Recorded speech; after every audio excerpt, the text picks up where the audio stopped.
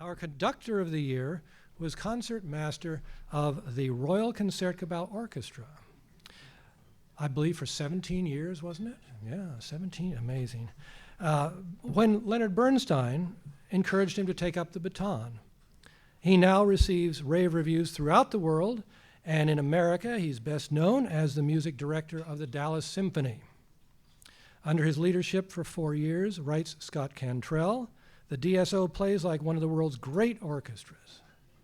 We in New York got a prime taste of Dallas's stature last May when Carnegie Hall's Spring for Music Festival performed a challenging oratorio by American composer Stephen Stuckey.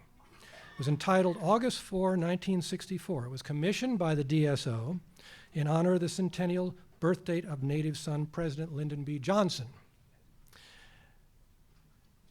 The Dallas players, sitting in the orchestra and watching them play, it seemed to me that they and their maestro achieved extraordinary feats of sustained, quiet virtuosity, more impressive in its way than all the fortissimos of Mahler or Tchaikovsky would bring.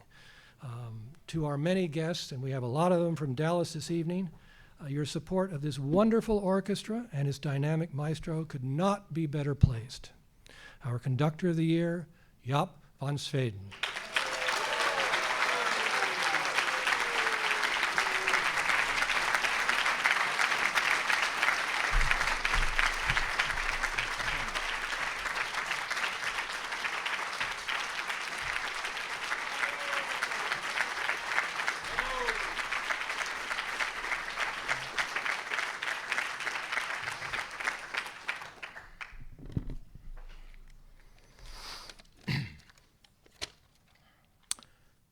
Ladies and gentlemen, first of all, I want to thank Musical America and his staff, in particular, Mr. Clark.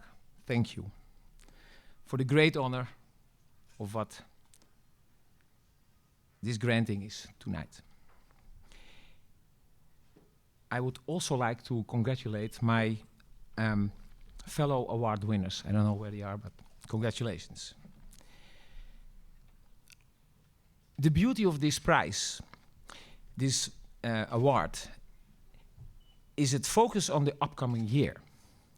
It's an award focusing on the future. And I love the positive thinking of this award with the future in mind. Let me take you back for a minute into my own personal history. When I was 15, I won a violin competition in the Netherlands. And this gave my parents the opportunity to send me to the Juilliard School, where we are right in now.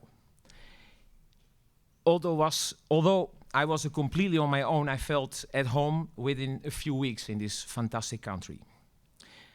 3 years later, Bernard Haitink called me in New York, in my room, and asked me to be the new concertmaster of the Royal Concertgebouw in Amsterdam. So I moved back to Amsterdam, and I stayed there with the orchestra till 1997, which was more than 17 years. Yes, that's correct. It was Lenny Bernstein, during one of his last weeks with the orchestra, with the Concertgebouw Orchestra, that he suddenly asked me to take over a rehearsal. And we were playing Mahler First Symphony, and we were in Berlin, and the hall was done. Redone. It was the concert house, and he said, "Jaap, please, could you conduct the first movement? I want to go into the hall and see how it sounds like." And I said, "But Lenny, I never conducted. How can you ask me that?" He said, "Yes, but just do it." And to say no to Lenny at that time, nobody did that, so I did it. And he came back, and he said, "Well, that was pretty bad."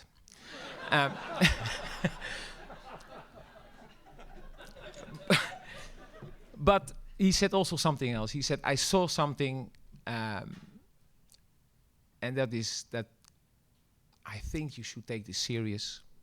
I think it is something for you." And so I did. And with other words, he put my life upside down. And it was a very good advice, actually. After a few years conducting in Europe, I went to Dallas to become the music director of this fantastic orchestra. And looking back now, I feel the US has become more, not my second country, but my other country where I live. First of all, I would like to dedicate the prize to my beloved orchestra in Dallas and its president of the board, Blaine Nelson, and the Dallas community who support our great orchestra. I would also like to thank all the other great orchestras I worked with, especially the Radio Philharmonic Orchestra in the Netherlands, who just named me honorary chief conductor. Special thanks also to Nick Matthias, my manager, who is so involved. Thank you, Nick. And Mary Lou Falcone, who inspires the Dallas Symphony Orchestra and me with her terrific advice. Thank you, Mary Lou. And to my friends from Dallas and the Netherlands, thank you for joining me here and coming out. Yeah, it's wonderful. Last but not least, I want to thank my wonderful wife.